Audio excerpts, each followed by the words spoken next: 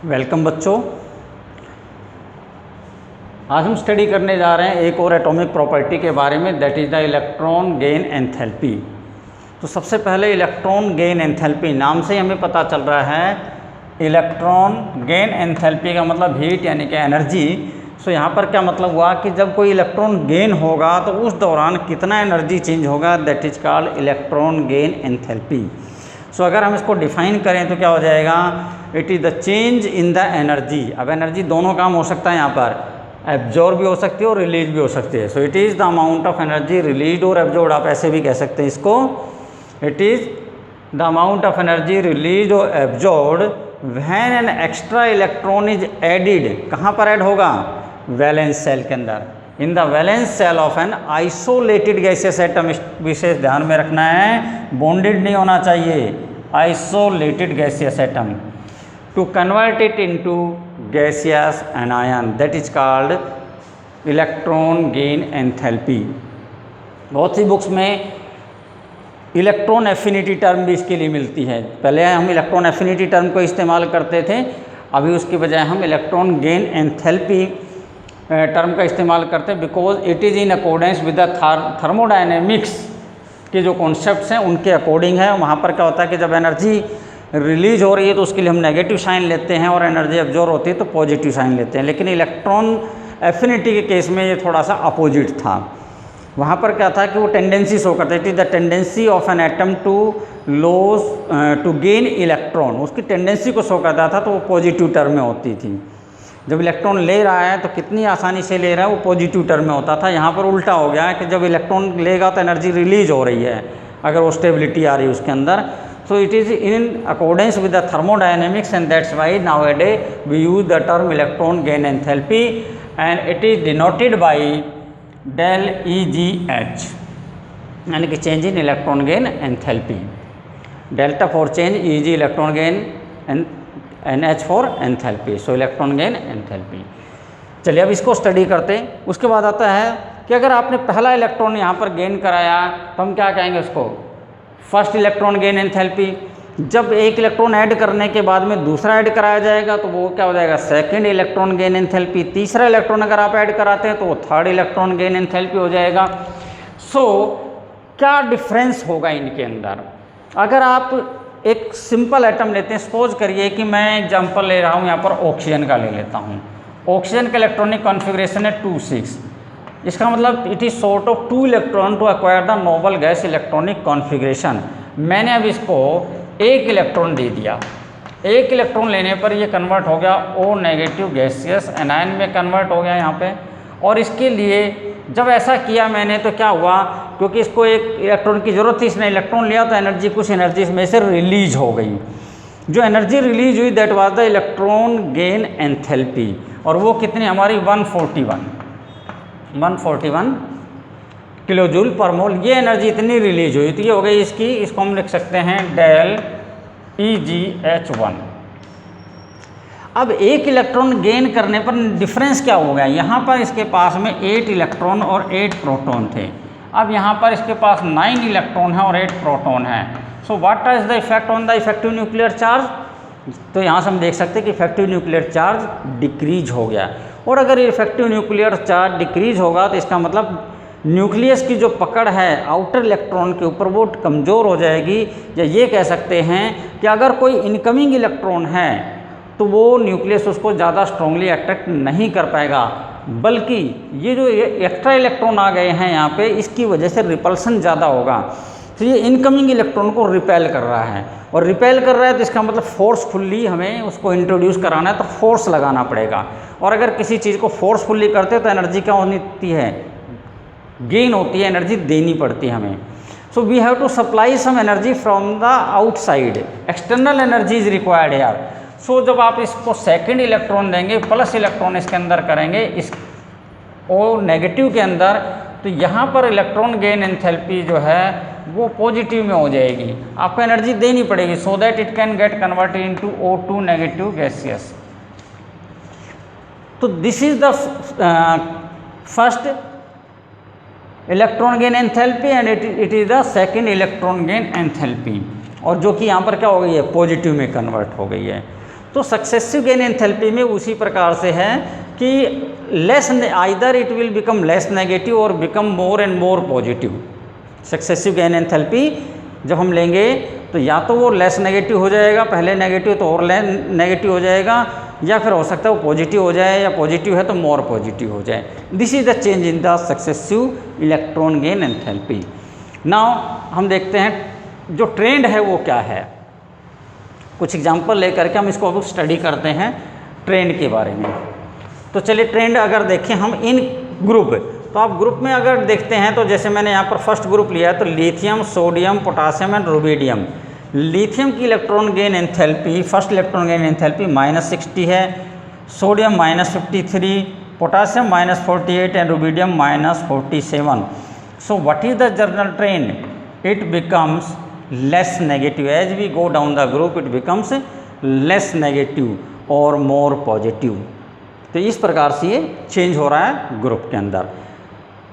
अगर हम जाते हैं पीरियड के अंदर जाते हैं तो पीरियड में आप देखते हैं कि यहाँ पर जो चेंजेज हैं माइनस है, फिर यहाँ पर प्लस हुआ, माइनस माइनस माइनस, यानी कि नेगेटिव में की तरफ ज़्यादा मोर एंड मोर नेगेटिव होता जा रहा है। बीच बीच में थोड़ा एक्सेप्शंस हैं जहाँ पर पॉजिटिव हो रहा है, वो क्या हो रहा है उसको हम समझते हैं अभी। तो इसके लिए पहले हम ले लेते हैं what are the factors that are responsible for the electron gain enthalpy. कौन कौन से फैक्टर्स हैं, उन फैक्टर्स को ले लेते हैं, तब हम इसको आसानी से समझ पाएंगे। तो सबसे पहला फैक्टर हमारा है एटॉमिक साइज का।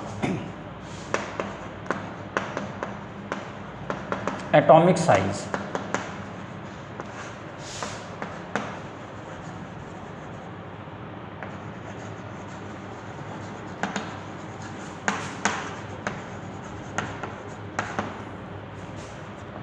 तो डेफिनेट सी बात है कि एटम का साइज जितना छोटा होगा इसका मतलब उसका वैलेंस शेल न्यूक्लियस के उतना ही नज़दीक होगा।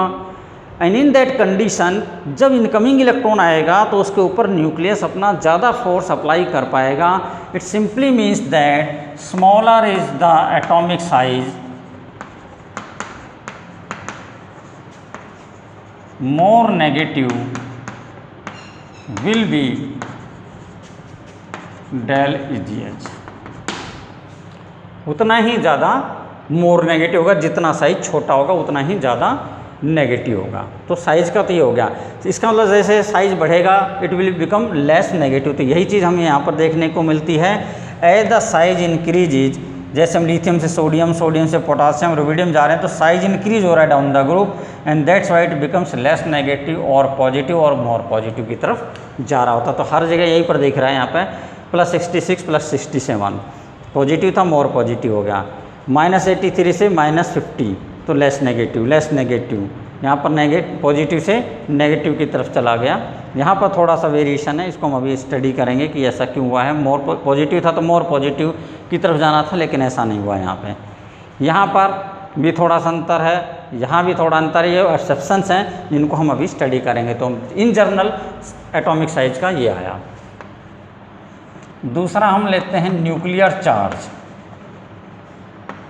दूसरा जो फैक्टर है, जो इम्पोर्टेंट फैक्टर है वो nuclear charge. As the nuclear charge increases the tendency to gain the electron increases, it means electron gain enthalpy becomes more and more negative. ये ट्रेंड हमें यहाँ पर पीरियड में देखने को मिलता है। जैसे जैसे हम लेफ्ट से राइट जाते हैं न्यूक्लियर चार्ज इंक्रीजेज। यहाँ पर न्यूक्लियर चार्ज क्या है, +3 +4 +5 +6 +7 +8 +9 एंड +10। तो न्यूक्लियर चार्ज इंक्रीज हो रहा है। जैसे जैसे न्यूक्लियर चार्ज इंक्रीज हो रहा है the trend is from less negative to the more negative, जैसे वैसे वैसे चेंज हो रहा है, मोर नेगेटिव होती जा रही है। कुछ एक्सेप्शंस हैं, उनको छोड़ दें तो ये होगा हमारा न्यूक्लियर चार्ज की तुलना में। नीचे की तरफ जाते हैं तो हालांकि न्यूक्लियर चार्ज बढ़ रहा है, लेकिन जो साइज बढ़ रहा है, size overcomes the increase in nuclear charge, and that's why there is decrease in the electron gain enthalpy, और you can say it becomes less negative और पॉजिटिव। तीसरा फैक्टर हमारा, तीसरा फैक्टर है यहाँ पर इलेक्ट्रॉनिक कॉन्फ़िगरेशन, जो कि बहुत इंपॉर्टेंट रोल प्ले करता है।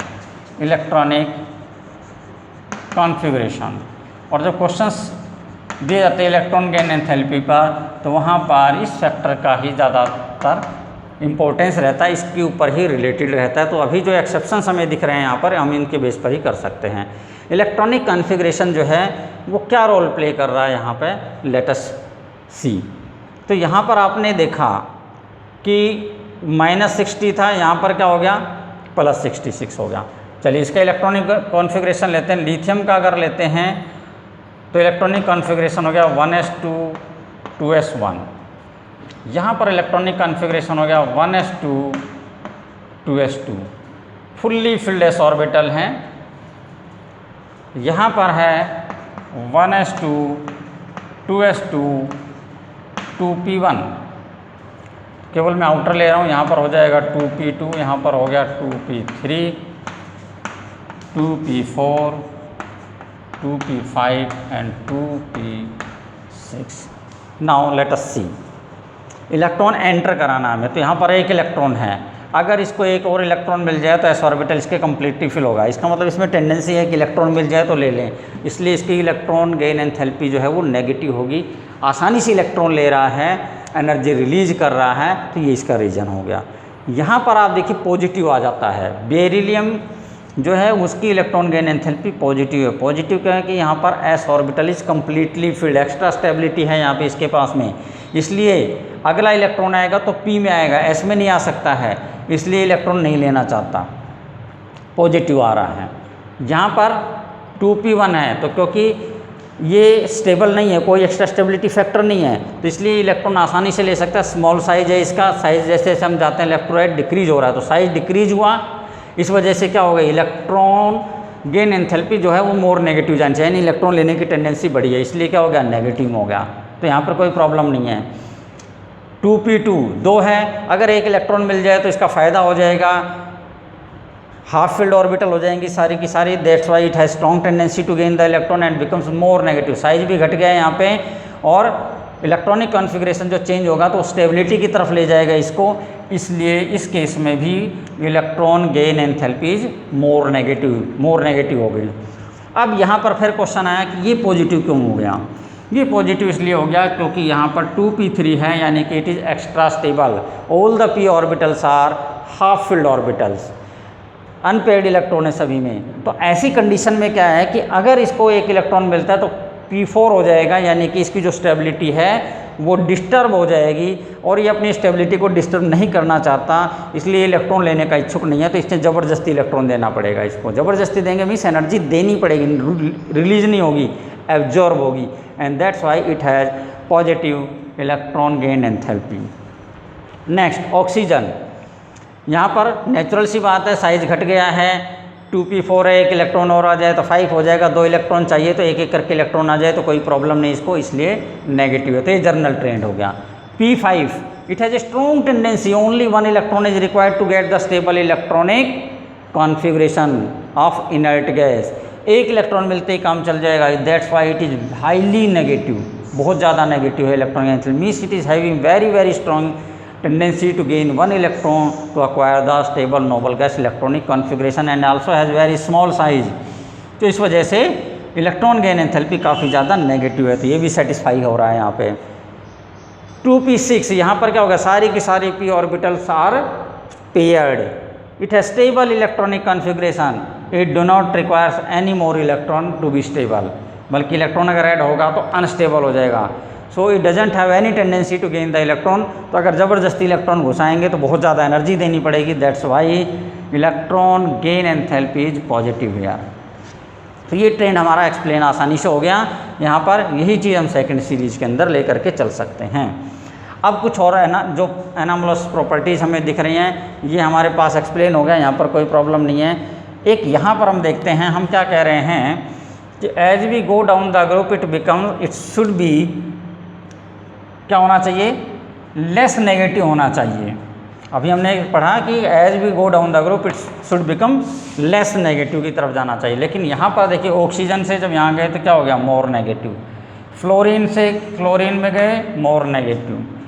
नाइट्रोजन से फॉस्फोरस में गए तो भी क्या हो रहा है, नेगेटिव की तरफ जा रहा है। तो यहाँ पर बढ़ा है। So when we move from the second period element to the third means first element of the group to the second element of the group in case of nitrogen, oxygen and fluorine। इनके case में यानी कि nitrogen family, oxygen family, halogen family में अगर हम ऐसा करते हैं तो मोर नेगेटिव हो जाता है, या ये कह लीजिए कि भाई the first element of the representative groups has less negative electron gain enthalpy than the second one. ऐसा क्यों है सेम ग्रुप के अंदर, जबकि ये लेस नेगेटिव होना चाहिए था। ओके, तो अब इसके लिए लेते हैं ऑक्सीजन के केस में। जब यहाँ पर आप नीचे जाते हैं तो यहाँ पर एटॉमिक साइज इंक्रीज हो जाता है। इलेक्ट्रॉन इसको भी 2 चाहिए, इसको भी 2 चाहिए, इसको भी 1 चाहिए और इसको भी 1 चाहिए, वो बराबर है, लेकिन साइज में अंतर है। यहाँ पर साइज बड़ा हो गया, यहाँ पर साइज छोटा हो गया। बड़ा हो गया तो घटनी चाहिए थी, यहाँ पर क्या होनी चाहिए थी, ज़्यादा होनी चाहिए, लेकिन यहाँ पर ज़्यादा नहीं है। इसका कारण ये है कि they are having exceptionally small size. जब हम अलोंग द पीरियड चलते लेफ़्ट टू राइट तो साइज़ लगातार घटता जाता है, और ये जो एटम्स हैं इनका जो साइज़ है वो काफ़ी स्मॉल है, they are very small size, and that's why जो कॉम्पैक्टली फिल्ड पी ऑर्बिटल्स हैं, जैसे जैसे उनमें इलेक्ट्रॉन की संख्या बढ़ती जाती है वहाँ पर इलेक्ट्रॉनिक रिपल्सन बढ़ जाता है। इलेक्ट्रॉन इलेक्ट्रॉन को रिपेल करता है, तो नज़दीक होने को जैसे जो इनकमिंग इलेक्ट्रॉन है उसको रिपल्सन ज़्यादा मिलेगा, शील्डिंग ज़्यादा होगी उसके ऊपर। नतीजा क्या होगा कि जहाँ पर एनर्जी एक्चुअल में निकलती तो ज़्यादा, लेकिन उसमें से कुछ एनर्जी कंज्यूम हो जाती है to overcome the inter electronic repulsion. तो उस एनर्जी की वजह से ये जो नेट एनर्जी आती है वो कम आती है। इसको मैं एक एग्जांपल के तौर पे समझाता हूँ। सपोज करिए कि ऑक्सीजन के अंदर जो पहला इलेक्ट्रॉन आता है उसकी एनर्जी मान लीजिए है -300 किलो जूल पर मोल, जो कि होनी भी चाहिए, इससे ज़्यादा होनी चाहिए, मैंने इसको 300 मान लिया। लेकिन यहाँ पर इलेक्ट्रॉन को क्या करे, रिपेल करे। तो जब वो इलेक्ट्रॉन आ रहा है तो उसको रिपल्सन मिल रहा है, उस रिपल्सन को दूर करने के लिए उसको क्या लगाना पड़ेगा, फोर्स लगाना पड़ेगा। और इस प्रक्रिया में मान लीजिए कि 159 किलो जूल पर मोल एनर्जी खर्च हो गई। तो ये एनर्जी तो रिलीज होने वाली और ये खर्च होने वाली है, तो नेट क्या हुआ इन दोनों का, इट इज, तो इसलिए ये एनर्जी कम हमें दिखाई देती। सेम कंडीशन यहाँ पर है। तो यहाँ पर बहुत सिंपल सा रीज़न आपको बताना है। अगर ये क्वेश्चन पूछा जाता है भाई the oxygen has less negative electron gain enthalpy than sulphur, और fluorine has less negative electron gain enthalpy than chlorine, what is the reason? It is because of very small size of oxygen or fluorine, and that's why there is high inter-electronic repulsion. Therefore, some of the energy is used up to overcome this inter-electronic repulsion, and that's why they have less negative electron gain enthalpy than the succeeding element in their respective group. यही चीज़ यहाँ पर भी है, इसका भी size small है, तो यहाँ पर भी inter electronic repulsion, stability factor तो था ही, साथ ही साथ क्या हो गया, इंटर इलेक्ट्रॉनिक रिपल्सन भी है, तो दोनों ने मिलकर के क्या किया, इसकी एनर्जी को पॉजिटिव बना दिया। लेकिन जब नीचे गए तो इंटर इलेक्ट्रॉनिक रिपल्सन वाला जो पार्ट है वो ख़त्म हो गया। स्टेबिलिटी हालांकि यहाँ पर भी थोड़ा सा मैटर कर रही है, लेकिन वो उतना मैटर नहीं करे क्योंकि साइज़ बढ़ गया है, यहाँ पर इलेक्ट्रॉन आसानी से आ सकता है, इंटर इलेक्ट्रॉनिक रिपल्सन नहीं है। इलेक्ट्रॉन लेगा तो ज़्यादा फुल्ली स्टेबल की तरफ जाएगा, स्टेबल इलेक्ट्रॉनिक कॉन्फ़िगरेशन के ज़्यादा नज़दीक पहुंचेगा इनर्ट गैस के, इसलिए ये इलेक्ट्रॉन ले सकता है and becomes negative. So this is about the electron gain enthalpy. I hope you might have understand it well. Thank you, have a nice day.